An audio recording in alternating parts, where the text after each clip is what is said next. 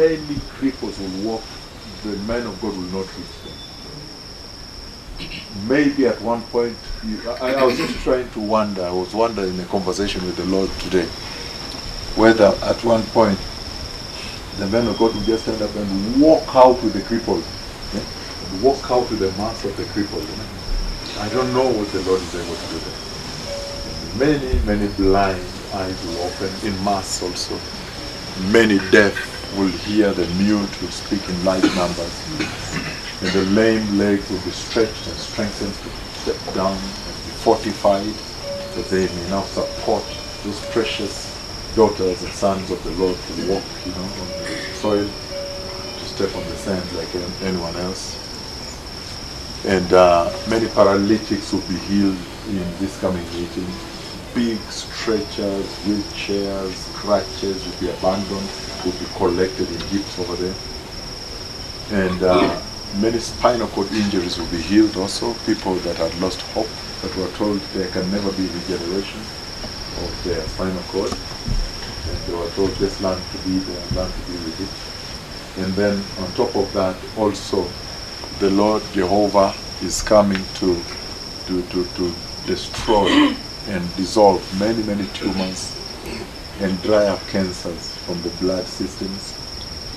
And as he does that, he's also going to strengthen weak necks, the necks that are very weak, even babies, whose necks cannot support their heads. And in the process of doing that, he will be able to give them life again, that they can support their heads on the neck and on the body. And broken hips, broken knees, broken ribs, broken skulls, all those will be restored. You feel them very well. You would not know there was any feature, any suture, any crack, or any break on the bones. And many other metals also in the hips will dissolve. Amen. And then the Lord in the process will visit the internal organs, those that will need other structures to be placed for the internal organs. The spleen, the liver, the hearts, the lungs, the intestines. They visit the internal organs that restore people. Even when medicine had imaged and told them that yours is so bad, we cannot operate. Yours cannot be repaired, cannot be restored. And at the same time, the Lord in this coming meeting in Nakuru, even as he visits the tremendous open heaven that will take place in this meeting, he is going to visit people with blood conditions. So those will include HIV/AIDS,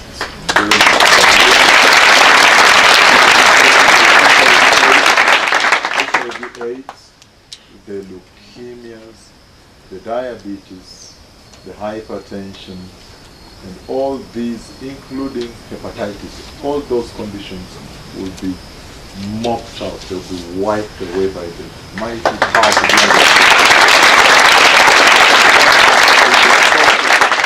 In the process, the Lord will also visit the psychosis, the mentally challenged, people whose mental capacities are in one way or the other being messed up by the sorrows of this life, the mentally ill, those who are in organic states and manic.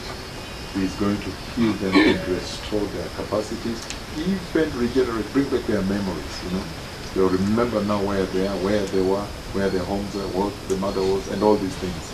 They will happen in that place. And in so doing, the Lord, at the same time, will also open the fallopian tubes of women.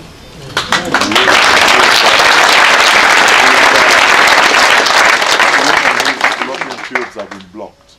He will open them and bring joy to them when they conceive at this time in this life. And in so doing, the Lord will put a smile on their faces. The destituted, those who are desolate and in fear. And as the Lord does all these things, He is going to remember even marriages that are broken. He's going to remember people that are in situations that are of fear. Let's say you have been promised that you'll be fired from your job. You've been promised that things are not well financially, in your company. and many other things that bring distress and cause the children of God to suffer anguish in this life, in this world of sorrows. The Lord says He's now coming to pacify them, and He's coming to tranquilize them, and to calm them down, and then to bless them. The Lord will dry wounds, chronic wounds that have reached to the bones, wounds that don't heal. Doctors have tried to manage in many ways, different ways. Some have been cut in ways to try to, regenerate and so forth. And He's going to bring healing to those chronic wounds that have no hope of healing. And in so doing, He's going to re-establish again the authority and the power of the blood of Jesus.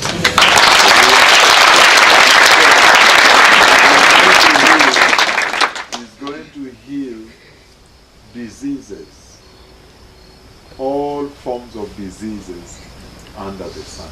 I want you to count yourself blessed that you can sit here and listen to these mighty, shocking and tremendous words about the visitation that is upcoming in Nakuru. And so yours is to go and make sure you're in right standing with the Lord, repented, well, righteous, and holy, that you may partake of the visitation of the Lord. And then also to perform the tasks you'll be assigned with all manner of perfection and holiness, that at the end of it all we may celebrate the meeting and the visitation of the Lord that was. Hallelujah. Yes, I have seen the Lord do mighty things on children, young boys and girls, people who are mature, they're old. He is going to make a big visitation in this land. And this is going to be historic in its nature. May the Lord bless you very much.